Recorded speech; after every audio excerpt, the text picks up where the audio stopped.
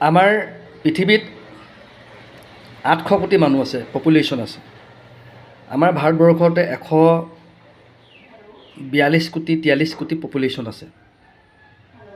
ঠিক আছে, 142 কোটি পপুলেশ্যন আছে। পৃথিৱীত যিমান মানুহ আছে তাৰ ভিতৰত সকলো মানুহে লাইফত ছাকচেছ বা সফল হয়নে? নহয়। খুব কম, খুব নগণ্য মানুহ আছে, কিঞ্চিত মানুহ আছে। তেওঁলোকৰ মাজত এনেকুৱা কি বস্তু আছে যিখিনিৰ কাৰণে তেওঁলোক ছাকচেছ হৈ যায়, আৰু আপোনাৰ মাজত এনেকুৱা কি নাই যাৰ কাৰণে আপুনি আধাতে থমকি ৰ'বলগীয়া হয়, যিটোৱে আপোনাক সাধাৰণ আৰু অসাধাৰণৰ মাজত এটা পাৰ্থক্য বা এটা প্ৰভেদ আনে। সেইটো হৈছে আপোনাৰ চৰিত্ৰ। চৰিত্ৰ হৈছে এনেকুৱা এটা ভেটি যাৰ ওপৰত অন্যান্য গুণাৱলীৰ গাঁথনি কৰা হয়। কথাবোৰ অলপ বুজি পাবলৈ হয়তো অলপ অসুবিধা হ'ব, অলপ ধ্যান দি শুনিব লাগিব। ঘৰ এটা বনাবৰ কাৰণে আমি ফাউণ্ডেশ্যনটো মজবুত কৰোঁ। যিটো ঘৰৰ ফাউণ্ডেশ্যন যদি দুৰ্বল হয় তেতিয়াহ'লে ঘৰ দুৰ্বল হ'ব। যদি ফাউণ্ডেশ্যনটো ভেটিটো যদি আমাৰ কটকটীয়া মজবুত হয়, ঘৰটো আমি শক্তিশালী ৰূপত গঢ়ি তুলিব পাৰোঁ। তো মানুহৰ জীৱনত চৰিত্ৰই তেনেকুৱা এটা ৰোল প্লে কৰে।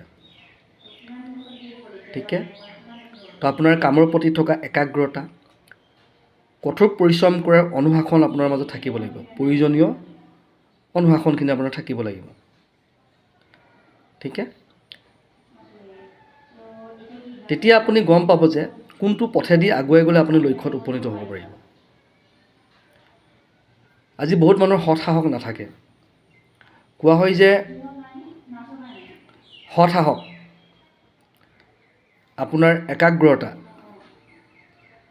আপোনাৰ পৰিশ্ৰম, এইবিলাক হৈছে সাফল্যৰ বাবে লগা মূল সংযোগ, মূল সাধন। আমি কেক এটা বনাবৰ কাৰণে যি ধৰণে গোটেইখিনি কম্পজিশ্যন লাগিবই, সিমানখিনি মাত্ৰাতেই লাগিব যিমানখিনি মাত্ৰাত দৰকাৰ আছে।